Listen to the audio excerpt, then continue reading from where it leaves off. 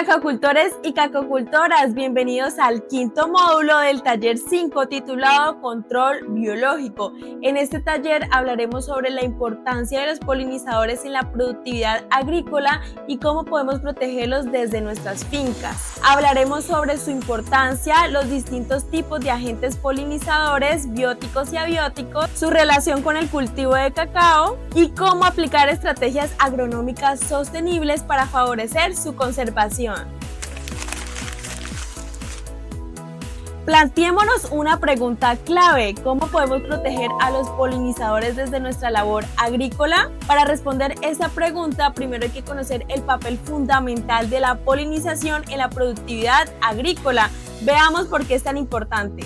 La polinización es clave para la seguridad alimentaria. Entre 235 y 577 mil millones de dólares en producción agrícola anual dependen directamente de la acción de los polinizadores según datos de la FAO. Sin su labor, muchos cultivos fundamentales para la alimentación humana y la economía global verían reducido su rendimiento y calidad. Ahora bien, ¿quiénes son los encargados de este proceso esencial? Veamos cuáles son los agentes de polinización, tanto bióticos como abióticos. Pues bien, primero hablemos de los agentes bióticos. Los polinizadores van mucho más allá de las abejas. Incluyen una diversidad de organismos que al visitar las flores en busca de alimento facilitan la transferencia del polen. En primer lugar tenemos a los mamíferos como los murciélagos y marsupiales, por ejemplo la zarigüeya de la miel. Incluso los seres humanos realizan polinización manual, en parte por las malas prácticas agrícolas que han reducido a los polinizadores naturales. Tenemos representantes en el grupo de las aves polinizadores como los colibríes que se encuentran en Colombia. Acá tenemos un ejemplo, el colibrí de pecho blanco, y tenemos un pinzón terrestre pequeño que también es polinizador. Asimismo se encuentran los más conocidos, los artrópodos. Aquí tenemos a las abejas. Recordemos que tenemos más de 1000 especies en Colombia. Una representante que vemos acá es la abeja melífera. Tenemos los mosquitos, uno de los principales polinizadores en el cacao, los mosquitos del género Forcipomia. Tenemos mariposas como la mariposa alas de cristal, tenemos polillas como manduca cesta o polilla esfinge, tenemos hormigas que también son polinizadoras y tenemos avispas. Asimismo, cuando cuidamos los polinizadores hay que conservar la flora apícola, es decir, las plantas que proporcionan polen y néctar a estos organismos. Crear corredores biológicos y refugios florales en las fincas favorece la presencia y permanencia de esos valiosos aliados naturales. En cuanto a los agentes abióticos de la polinización, se destacan principalmente dos: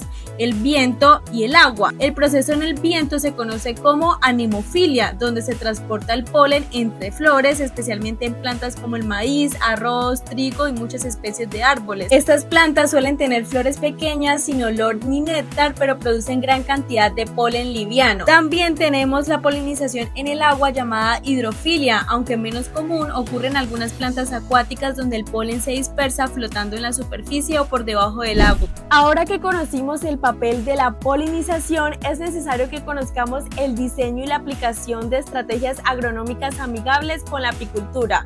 Veamos.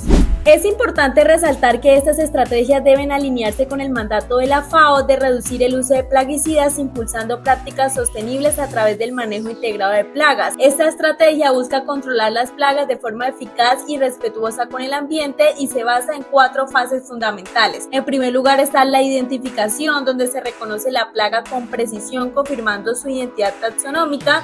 Luego tenemos la prevención, implementando prácticas que eviten el establecimiento de las plagas. Luego tenemos el monitoreo, donde se observa sistemáticamente el cultivo para detectar niveles de daño, evaluamos la población de plagas y establecemos umbrales de intervención. Y por último tenemos la intervención, donde se aplican medidas de control oportunas, priorizando métodos físicos, biológicos y culturales, dejando los químicos como última opción y siempre bajo criterios técnicos. Empecemos con el primer pilar, referente a la identificación de la plaga, indagando por la identidad taxonómica de la especie en cuestión.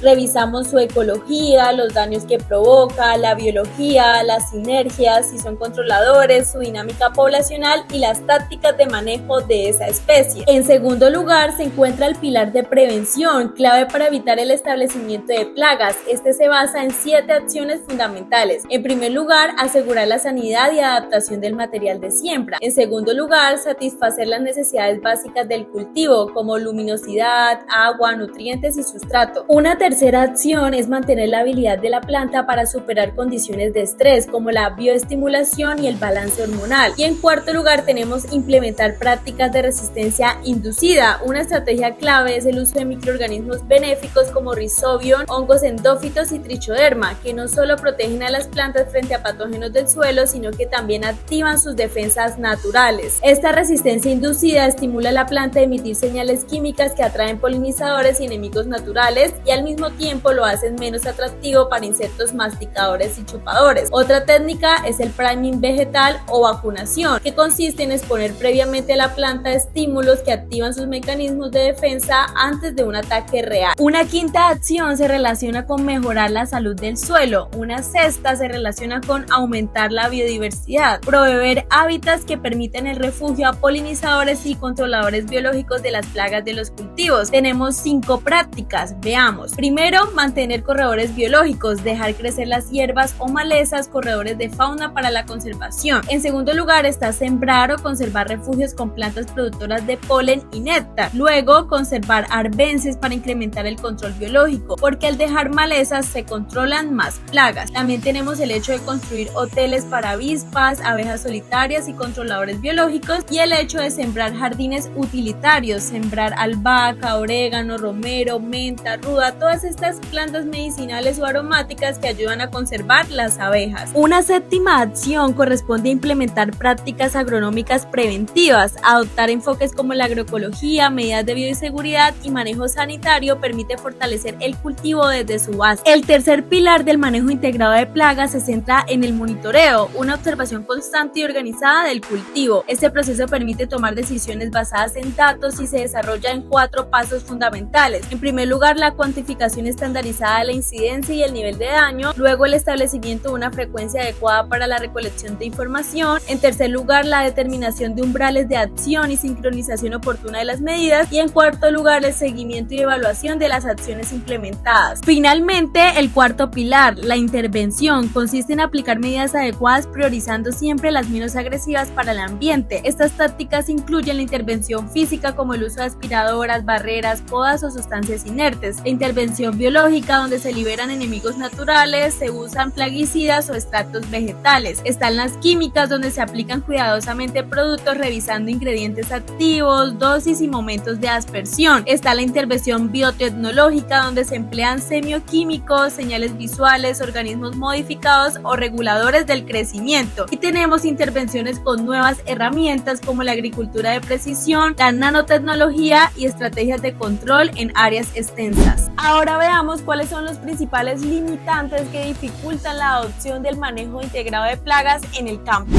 En primer lugar está el limitante institucional por la falta de apoyo estructural, programas técnicos o incentivos desde las entidades públicas y privadas. También está el limitante informativo por la escasa divulgación, capacitación insuficiente y baja apropiación de conocimientos por parte de los agricultores. Está el limitante social por la resistencia al cambio, desconfianza en lo biológico y falta de organización comunitaria. Asimismo está el limitante económico debido a la inversión inicial alta que se debe hacer, especialmente en formación, insumos y herramientas de monitoreo. Y por último está el limitante político por normativas inadecuadas o ausentes que dificultan la promoción y regulación del manejo integrado de plagas. Como conclusión, recordemos que los polinizadores son aliados esenciales para la productividad agrícola y para la conservación de la biodiversidad. Su presencia en los cultivos, especialmente en el de cacao, garantiza un mayor rendimiento y calidad. Protegerlos no es solo una responsabilidad ambiental, sino una estrategia inteligente para fortalecer la sostenibilidad del agro. Gracias por ser parte de este aprendizaje y por su compromiso con la conservación y seguridad en el territorio. Sigamos cuidando la vida, protegiendo la naturaleza y compartiendo tus observaciones. Al finalizar este video te invito a entrar al sitio web del proyecto o al site para explorar todo el contenido teórico que hemos preparado para ustedes. Te felicito por llegar hasta aquí. Has visto los 5 talleres para completar tu formación como observador de biodiversidad. Tu rol es muy importante en la naturaleza. Cuidemos los agroecosistemas. Muchas gracias.